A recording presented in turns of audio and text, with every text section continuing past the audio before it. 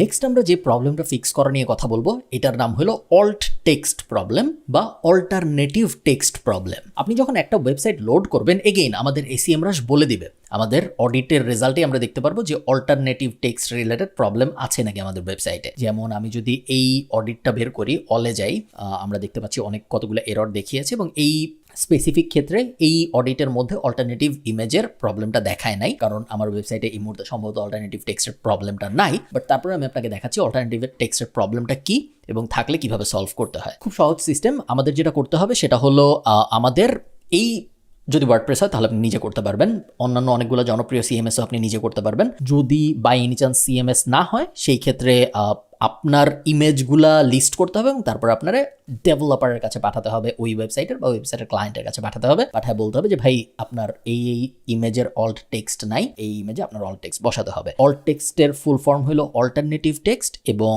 আমরা যখন আমাদের ওয়েবসাইটে কোনো ছবি আপলোড করি তখন সেই ছবির পিছনে যে টেক্সট দেওয়া হয় সেইটাকেই বলা হয় অল্ট টেক্সট, কারণ গুগল ছবি পড়তে পারে না। তো আপনি যদি ছবির পিছনে টেক্সট না দেন সেই ক্ষেত্রে গুগল বুঝতে পারবেন না ওই ছবিটা কোন টপিকের উপর বা এটা কিসের ছবি, এবং গুগল যদি ওটা বুঝতে না পারে সেই ক্ষেত্রে এই পেজের স্কোর গুগলের কাছে একটু কমে যাবে, কারণ গুগল দেখতে পারবে ছবি আছে বাট ছবিটা কি জিনিস এটা গুগল বুঝতে পারবে না, যেটা খারাপ।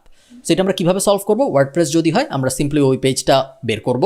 ওই পেজটা আমরা কিভাবে পাবো? আমাদের এসইএমরাশ অডিট বলে দিবে কোন পেজের ভিতরে অল্ট টেক্সট নাই ইমেজের ভিতরে। তো আমরা ওই পেজ ওপেন করব। ওই পেজ ওপেন করার পরে সিম্পলি আমরা এডিট উইথ এলিমেন্টর, দুইভাবে করা যায় এই ফিক্সটা।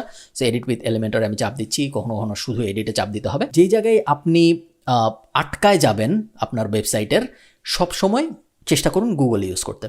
খুবই সহজ গুগল ইউজ করে প্রবলেম সলভ করা। সো বিভিন্ন সময় আপনি আটকায় যাবেন। কোনো দুনিয়ায় এমন কোনো এসইও এক্সপার্ট নাই যে আপনাকে একবারে সব কিছু দেখায় দিতে পারবে, কারণ প্রতিনিয়ত সব কিছু চেঞ্জ হচ্ছে। ওকে, আমার রিক্রিয়েশন কিটা একটা ঝামেলা হয়েছিল আমি দেখেছি, এবং এই কারণে আমি ওই জিনিসটা মাত্র একটু রিফ্রেশ করলাম। আপনাদের জানতে হবে না এটা কী ছিল, কারণ ওই প্রবলেমটা আমরা আরও ফিউচারে ফেস করবো। সো কোনো এসইও এক্সপার্টই আসলে আপনাদের সব প্রবলেমের সলিউশন একবারে দিয়ে একটা কোর্স বানায় দিতে পারবে না, কারণ নতুন নতুন প্রবলেম প্রত্যেক দিন পাওয়া যাচ্ছে। একটা ওয়েবসাইট তো খুব ডাইনামিক একটা জিনিস, এবং পৃথিবীর কোনো দুইটা ওয়েবসাইট সেম না। বিভিন্ন ওয়েবসাইট দেখতে বিভিন্ন রকম, এই কারণে প্রবলেমও বিভিন্ন রকম। যখনই আপনি কোনো প্রবলেমে পড়বেন, বেস্ট সলিউশন হইল সাথে সাথে ওই প্রবলেমটা গুগল করা এবং ইউটিউব করা, এবং তারপরে ওই প্রবলেম রিলেটেড যা কিছু আপনি পান অনলাইনে সব কিছু ঘেটে চেখে ফেলা। তাহলেই আপনি এটা আপনাকে আস্তে আস্তে একটা বেটার এসইও এক্সপার্ট হিসেবে গড়ে তুলবে। সো আমরা ইমেজ অল্ট টেক্সট কীভাবে সলভ করবো? আমরা ওই ইমেজটা সিলেক্ট করব। সিলেক্ট করার পরে আমাদের এই যে এখানে ওই ইমেজটা আমরা পাচ্ছি, সিলেক্ট করার পরে এই যে এই ইমেজটা আমরা পেলাম, এই ইমেজটা সিলেক্ট করবো আমরা আবার। এই যে অল্টারনেটিভ টেক্সট এখানে আমরা লিখে দিব ফাঁড়ি ঘর পেট হোস্টেল ঢাকা, ইনসার্ট মিডিয়া। এভাবে আমরা প্রত্যেকটা ইমেজের ভিতরে অল্টারনেটিভ টেক্সট লিখবো, লিখে আপডেট ক্লিক করব। এখান থেকেও করা যায়। আরেকটা উপায় আছে, আপনি চাইলে যদি আপনি ওয়ার্ডপ্রেস ব্যবহার করে থাকেন, আপনি ড্যাশবোর্ডে যেতে পারেন, মিডিয়ায় যেতে পারেন, লাইব্রেরিতে যেতে পারেন, এবং তারপরে ইমেজগুলো অন করলে এখানে অল্টারনেটিভ টেক্সট বসানোর একটা জায়গা থাকে। সো আপনি এখান থেকে সিরিয়ালি সব ইমেজে এক এক করে অল্টারনেটিভ টেক্সট বসাইতে যেতে পারেন। কেউ কেউ এভাবে করে, কেউ কেউ পেজ লেভেল ধরে ধরে করে।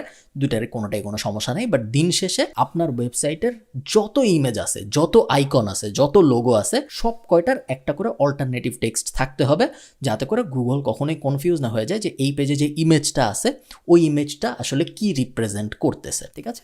তো এই ব্যাপারটা মাথায় রাখবেন। এগেইন খুব বেসিক একটা ফিক্স, বাট খুবই ইম্পর্টেন্ট।